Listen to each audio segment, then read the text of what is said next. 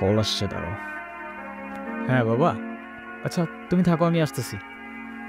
এ মামা রাখেন তো একটু, রাখেন রাখেন। এরা আমার না মনে হয় এখন যাওয়া উচিত, বাবার শরীরটা খারাপ। উচিত মানে কি? এক্ষুনি যাবে, যাও যাও যাও, তাড়াতাড়ি যাও। আচ্ছা তুমি সাবধানে যাও তাহলে। আচ্ছা এই এটা ধরো। এগুলো কেন? এগুলো তোমার, তোমার জন্য কিনেছি। আমার মানে? তোমার জন্য মানে এগুলো আমি তোমার জন্যই কিনেছি। নিজে থেকে তো কখনো কিছু কিনবে না, থাকবে পাগলের মতো অবস্থা। এখন থেকে তোমাকে গুছিয়ে দেওয়ার দায়িত্বটা আমিই নিলাম। হায় রে, তুমিও না পারো। আচ্ছা সাবধানে যাও। এইটা আবার কি? এটা ধরো, এটা কি? Hair spray. এটা আবার কখন কিনলাম? ওই যে তোমাকে যখন আসতে বললাম, আমি ওয়েট করছিলাম তখন কিনেছি। আচ্ছা ঠিক আছে বুঝলাম hair spray, but hair spray দিয়ে আমি করবো কি? হেয়ার স্প্রে দিয়ে মানুষ কি করে বলো তো? এই যে তোমার পাগলের মতো যে হেয়ারগুলো, এগুলো হেয়ার স্প্রে দিয়ে ভালো করে সেট করবে, সেট করে তারপরে চলবে, ঠিক আছে? আচ্ছা ঠিক আছে, আচ্ছা তুমি সাবধানে যাও।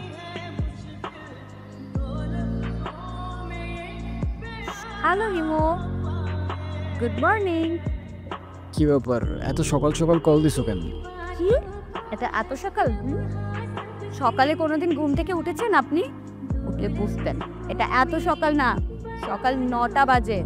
10টার দিকে আমাদের ক্লাস শুরু হয়ে যায়। আরে আমি কখনো টাইম মতো ক্লাসে গেছি নাকি? সেটাই, সময় মতো ক্লাসে যাননি, কিন্তু এখন থেকে প্রত্যেকটা দিনই সময় মতো ক্লাসে যাবেন, আমি বলেছি তাই। সরি, পারবো না। পারবে না? আচ্ছা ঠিক আছে, তোমার পারা লাগবে না। আজকের পর থেকে তুমি আমার সাথে আর কোনো কথা বলবে না, আমিও তোমার সাথে কথা বলবো না। রাখছি, বাই। এই দাঁড়াও দাঁড়াও, আরে রাগ করো কেন? আচ্ছা ও ঠিক আছে। শোনো, এমনি এমনি আসলে কিন্তু হবে না। কালকে তোমাকে আমি যা যা কিনে দিয়েছি ওগুলো পরে পরিপাটি হয়ে তারপরে আসবে, ঠিক আছে? আচ্ছা ঠিক আছে, বুঝছি। এখনো তুমি কিছু বলছো নি। শোনো, কালকে তোমাকে যে হেয়ার স্প্রেটা দিয়েছি না, ওটা দিয়ে ভালো করে হেয়ারগুলোকে সেট করে সুন্দর একটা ড্যাশিং লুক নিয়ে ভার্সিটিতে আসবে। মনে থাকবে? আর যদি মনে না থাকে, তুমি যদি আবার ওই এলোমেলো চুল নিয়ে ভার্সিটিতে যাও, তাহলে কিন্তু তোমার খবর আছে, দেখো। হ্যাঁ বুঝছি। বুঝলেই ভালো। শোনো, তাহলে আমি এখন রাখছি, ভার্সিটিতে দেখা হচ্ছে। আজকে কিন্তু দেখা হচ্ছে, বাই। তারপর যে আমি লোকটাকে বললাম যে আঙ্কেল আপনার মেয়ে না দেখতে অনেক সুন্দর, তারপর লোকটা আমাকে কি বললো জানিস? বাবা এইটা আমার মেয়ে না, এইটা আমার বউ। কিরে, কি নিয়ে হাসাহাসি করতেছিস তোরা? কিরে মামা, সূর্য কি আজকে পশ্চিমে উঠছে, নাকি উত্তরে উঠছে, নাকি দক্ষিণে উঠছে, নাকি মাটি ফাইরা উঠে আসছে? আমি তো কিচ্ছু বুঝতেছি না। যে কিনা ঠিক মতো কখনো ক্যাম্পাসে আসে না, সে আজকে ক্লাস টাইমের আগে ক্যাম্পাসে এসে হাজির। মানে কিছু বুঝতেছি না আমি। তোর এই জাদুর রহস্যটা কি বাবা বলতো আমারে?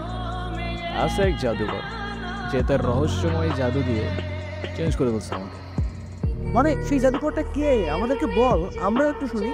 আরে কিছু জিনিস থাক না গোপন, some things are meant to be kept secret. জানিস হিমু, তোকে যদি আগে দেখতাম তাহলে এই কর্তব্য পেতেই পড়তাম না। আচ্ছা হিমু, তুমি কি কাউকে ভালোবাসো? না ভাই, এসব ভালোবাসাটা আসলে আমার দিয়ে হবে না। প্লেটোর মতো আমারও মনে হয় love is a serious mental disease. তুমি শোনো না, তুমি কি আমাকে তোমার লাইফের অনেক ইম্পর্টেন্ট কোনো পার্সন মনে করো? আচ্ছা শোনো, আমরা যখন আমাদের সময় কাউকে দিই, আমরা আমাদের লাইফ থেকে একটা অংশ তাদেরকে দিই, যেটা আমরা কখনোই ফেরত পাবো না।